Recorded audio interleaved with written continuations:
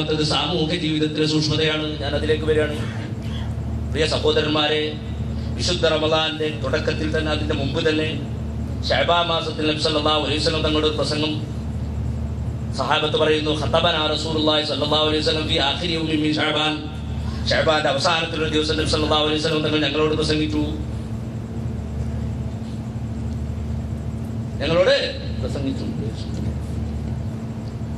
നബി സല്ലല്ലാഹു അലൈഹി വസല്ലം തങ്ങൾ സഹാബത്തിനോട് പ്രസംഗിച്ചു. എന്താണ് പ്രസംഗത്തിൽ പറഞ്ഞത്? ഫഖാൽ റസൂലുള്ളാഹി തങ്ങൾ പറഞ്ഞു, അയ്യുഹന്നാസ് ഖദ് അദല്ലക്കും ശഹ്റുൻ നബി തുടങ്ങിയിട്ട് നീണ്ട ഖുത്ബ. ഞാൻ അതിലേക്ക് വരുന്നില്ല, നമ്മുടെ പ്രധാന പോയിന്റ് മാത്രം എടുക്കാണ്.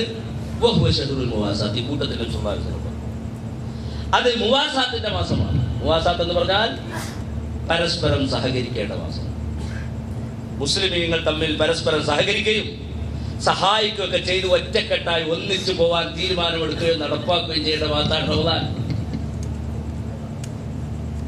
അല്ലാതെ മുസ്ലിമീങ്ങൾ തമ്മിൽ തല്ലുകയും പാരമണികയും ഒക്കെ ചെയ്യേണ്ട മാസമല്ല. നമ്മുടെ കേരളത്തിലേക്ക് കുറച്ച് സമയം നമുക്ക് വരാം. ഇപ്പൊ നിങ്ങൾ ഇരിക്കുന്നത് ഖത്തറിലാണെങ്കിൽ കേരളത്തിലേക്ക് ഒന്ന് വരും. എന്താ നമ്മുടെ അവസ്ഥ? അതിന്റെ ഒരു ബാഡ് ഇഫക്റ്റ് ഇവിടെ ഉണ്ടാവുന്നുണ്ട്.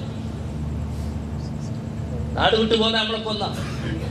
പക്ഷേ ഈ ഒരു ഐക്യം നമ്മുടെ ഉണ്ടായി വരുന്നില്ല, അല്ലേ?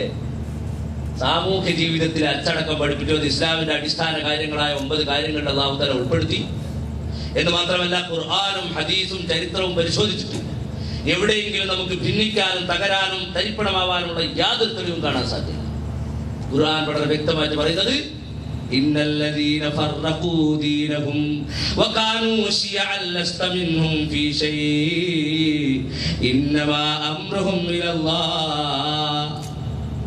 ദീനിനെ ഭിന്നിപ്പിച്ചവർ, ഇന്നല്ലദീന ഫർറഖൂ ദീനഹും, ദീനിനെ ചിന്ന ഭിന്നമാക്കിയവർ, വകാനൂ ശിയഅ, വിവിധ വിഭാഗങ്ങളായി മാറിയവർ, ലസ്ത മിൻഹും ഫീ ശൈഇ, അല്ലാഹുവിന്റെ പ്രവാചകരെ അങ്ങേക്ക് അവരുമായി യാതൊരു ബന്ധവുമില്ല. ഇന്നമാ അംറുഹും ഇലല്ലാഹ്, അവരെ കാര്യം അല്ലാഹുവിന്റെ അടുത്തേക്കാണ്, അല്ലാഹുവിന്റെ അടുത്തേക്ക് വിടുക. എന്താണ് ഖുർആൻ നമ്മെ പഠിപ്പിക്കുന്നത്? പക്ഷേ മുസ്ലിമുകളുടെ അവസ്ഥ ഇതെന്താണ്? ലോകാടിസ്ഥാനത്തിൽ തന്നെ മുസ്ലിമുകൾ ഭിന്നിച്ചു, കേരളത്തിൽ ഭിന്നിച്ചു, എല്ലാ നിലക്കും മുസ്ലിമുകൾ ഭിന്നിച്ചു എന്ന് ഞാൻ പറഞ്ഞു പോയാൽ തെറ്റാവും. എല്ലാ നിലക്കൊന്നും മുസ്ലിമുകൾ ഭിന്നിച്ചില്ല, മറിച്ച് ഒരൊറ്റ കാര്യത്തിൽ യോജിപ്പുണ്ട്. ഒരു കാര്യത്തിൽ മുസ്ലിമുകൾ ഒന്നിച്ചു നിൽക്കുന്നു. എന്താ? ഒരിക്കലും യോജിച്ചുകൂടാന്നുള്ള കാര്യത്തിൽ, അല്ലേ? ഇത്തഫഖൂ ഫീ അദമിൽ ഇത്തിഫാഖ്. المسلمون اتفقوا على انهم لا يتفقون، اتحدوا على انهم لا يتحدون. യോജിക്കൂല എന്നുള്ള കാര്യത്തിൽ എല്ലാവരും യോജിച്ച് നിൽക്കുക. എന്താണ് നമ്മുടെ അവസ്ഥ? ഒന്ന് ആലോചിച്ച് നോക്കുക. എന്നിട്ട് പരസ്പരം അടിപിടിയാണ്, തകർച്ചയാണ്, അല്ലേ? ഇസ്ലാം കാര്യം ഇപ്പോൾ നമ്മുടെ നാട്ടിലൊന്നും കൂടെ കൂടിയിരിക്കുന്നു. 6 നമ്മളൊക്കെ ഇസ്ലാം കാര്യം പഠിച്ചാൽ തന്നെ 5 ഷഹാദത്ത്, പിന്നെന്താ? സലാത്ത്, സക്കാത്ത്, പിന്നെ സൗമ്, ഹജ്ജ്, അല്ലേ? ഒന്നും കൂടി DLCD. അത് ഇസ്ലാമിന്റെ കാര്യം നിൽക്കണം, അത് പ്രാവർത്തികമാണ്. 5 തെറ്റ് കുറ്റങ്ങൾ ഇങ്ങനെ പരിശോധിച്ച് കാണിച്ചു കൊടുക്കുക. എന്നിട്ട് അതിന് തന്നെ പിടിണ്ടാക്കുക. മറുപടി, മറുപടിക്ക് മറുപടി, മറുപടിക്ക് മറുപടി.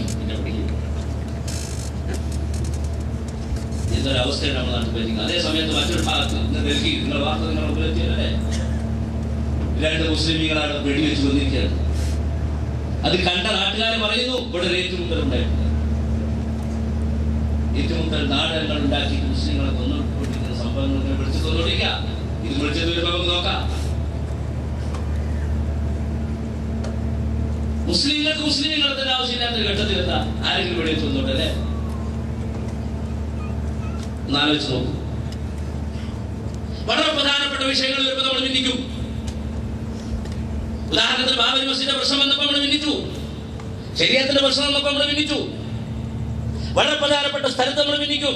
പള്ളിയുടെ കാര്യത്തിലാ ഭിന്നിപ്പ്, അങ്ങാടിയുടെ കാര്യത്തിലാർക്കും ഭിന്നിപ്പിട്ടോ? അള്ളാഹുവിന് ഇഷ്ടമില്ലാത്ത സ്ഥലം അങ്ങാടി. അഹബ്ബുൽ ബിലാദി അല്ലാഹി മസാജിദുഹാ വഅബ്ഗദുൽ ബിലാദി അല്ലാഹി അസ്വാഖുഹാ. അള്ളാഹ്ക്ക് ഏറ്റവും ഇഷ്ടപ്പെട്ട സ്ഥലം പള്ളി, തീരെ ഇഷ്ടമില്ലാത്ത അങ്ങാടി. ഇബ്ലീസിന് ഏറ്റവും ഇഷ്ടപ്പെട്ടത് അങ്ങാടി, തീരെ ഇഷ്ടമില്ലാത്ത പള്ളി. അള്ളാഹ്ക്ക് ഏറ്റവും ഇഷ്ടപ്പെട്ട പള്ളിയിലാ തർക്കം, അല്ലേ? ഇപ്പൊ ഇതിന്റെ അവസാനത്തെ സംഭവമായിട്ട് പള്ളിയിൽ വെച്ച് 2 പള്ളിയുടെ നേതൃത്വം ഏറ്റെടുക്കുന്ന കാര്യത്തിൽ തർക്കിച്ച് 2 മരിച്ച് ആ ഒരവസ്ഥയിലാണ് ഇപ്പം നമ്മൾ ജീവിക്കുന്നത്, അല്ലേ? അവിടെ എത്തി നിൽക്കുന്നു. എത്ര പള്ളി പൂട്ടി, എത്ര പള്ളി തകർത്തു,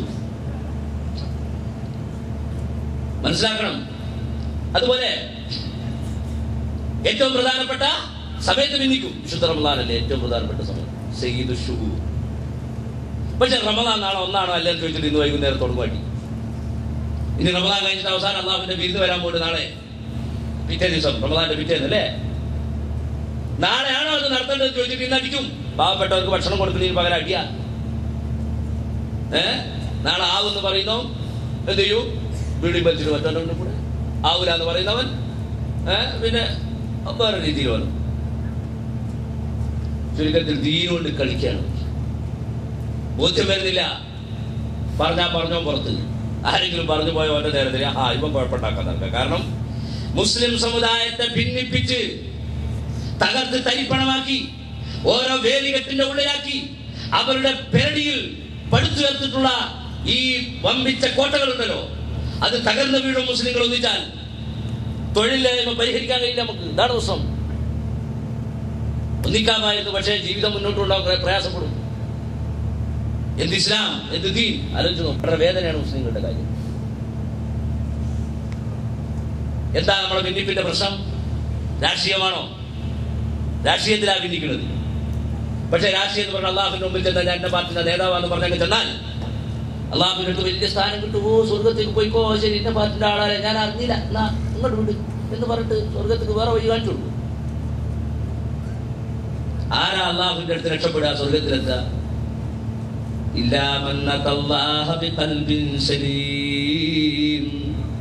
ശുദ്ധഹൃദയനായ അള്ളാഹുവിന്റെ മുമ്പിൽ വന്നവരല്ലാതെ രക്ഷപ്പെടാത്ത അവസരം. ഇബ്രാഹിം നബി ഇസ്ലാമിന്റെ പ്രാർത്ഥന, ولا تخزني يوم يبعثون يوم لا ينفع مال ولا بنون إلا من أتى الله بقلب سليم. ഈ ജനങ്ങളെ നിയോഗിക്കുന്ന ദിവസത്തിൽ എന്നെ നീ അപമാനിക്കരുത് റബ്ബേ. സമ്പത്തും സന്താനങ്ങളും ഫലം ചെയ്യാത്ത ദിവസം. ഇല്ലാ മൻ അത്തല്ലാഹ ബിഖൽബിൻ സലീം. ശുദ്ധഹൃദയരായി അല്ലാഹുവിന്റെ മുമ്പിൽ വന്നവരല്ലാതെ മറ്റാരും രക്ഷപ്പെടാത്ത ആ ദിവസത്തിൽ എന്നെ നീ അപമാനിക്കരുത് റബ്ബേ. അവിടെ ആർക്കാ രക്ഷ? ഹൃദയശുദ്ധിയോടുകൂടെ അവിടെ ഹാജരാകാനാണ്. ഇതൊക്കെ പോയില്ലേ? അറപ്പും വെറുപ്പും വൈരാഗ്യവും പകയും അതിനോടനുബന്ധിച്ചുള്ള ചതിയും വഞ്ചനയും പാരവെപ്പും പാരാമെഡിക്കൽസ്, പാരവെക്കുന്ന ചികിത്സ അല്ലേ, ഇതല്ലേ നടത്തിക്കൊണ്ടിരിക്കുന്നത്. എന്നിട്ടും പറയും ഇസ്ലാമിന്റെ സദസ്സ്, ദീനിന്റെ സദസ്സ്, മലായിക്കത്ത് വലയം ചെയ്ത സദസ്സ്. എവിടെ എത്തി നമ്മൾ പറയുന്നതൊക്കെ കൂട്ടിക്കുക. പഠിച്ചോൻ അത് മൽക്കളും. അതെ, നിങ്ങൾ ആലോചിച്ച് നോക്കുക. ഖുർആനിലേക്ക് നമ്മൾ എന്താ ഖുർആൻ നമ്മെ പഠിപ്പിക്കുന്നത്? അല്ലാഹു പറയുന്നു, വഅതസിമു ബിഹബ്ലില്ലാഹി ജമീഅൻ വലാ തഫറഖു വദ്കുറൂ നിഅമത്തല്ലാഹി അലൈക്കും ഇദ് കുൻതും അദാഅൻ ഫഅല്ലഫ ബൈന ഖുലൂബിക്കും ഫഅസ്ബഹതും ബിനിഅമതിഹി ഇഖ്വാനാ വകുൻതും അലാ ശഫാ ഹുഫറത്തിൻ മിനൻ നാർ ഫഅൻഖലകും മിൻഹാ കദാലിക യുബയ്യിനുല്ലാഹു ലക്കും ആയാതിഹി ലഅല്ലകും തഹ്തദൂൻ. അല്ലാഹുവിന്റെ കയർ നിങ്ങൾ മുറുകെ പിടിക്കണം. അള്ളാഹിന്റെ കയറെന്ന് പറഞ്ഞാൽ മുസ്ലിം സഹോദരന്റെ കഴുത്തിൽ കെട്ടിമുറുക്കി വല്ല കെട്ടിലേക്ക് തള്ളാനുള്ള കയറല്ല. അള്ളാഹുവിന്റെ കയറ് ദീനാകുന്ന കയറ്, ഖുർആനാകുന്ന കയറ്, ഖിബലയാകുന്ന കയറ്, ഇബാദത്താകുന്ന കയറ്. ഏതെടുത്തു നോക്കി ഇതിലൊക്കെ നമ്മളൊക്കെ ഒന്നാണ്. ഈ പ്രായോഗിക രംഗത്ത് വരുമ്പോൾ അവിടെ നമ്മളൊന്നാണ്. ഞാൻ പറയുന്നത് വിവിധ ആശയ വീക്ഷണ വ്യത്യാസങ്ങളൊക്കെ ഉണ്ടാവും. ഇത് അടിസ്ഥാനപരമാണോ അല്ലേ എന്ന് നമ്മൾ പരിശോധിച്ചിട്ട് അടിസ്ഥാനപരമായ കാര്യത്തിലാണോ അല്ലേ എന്നുള്ളത് നമ്മൾ ആദ്യം വ്യക്തമാക്കണം.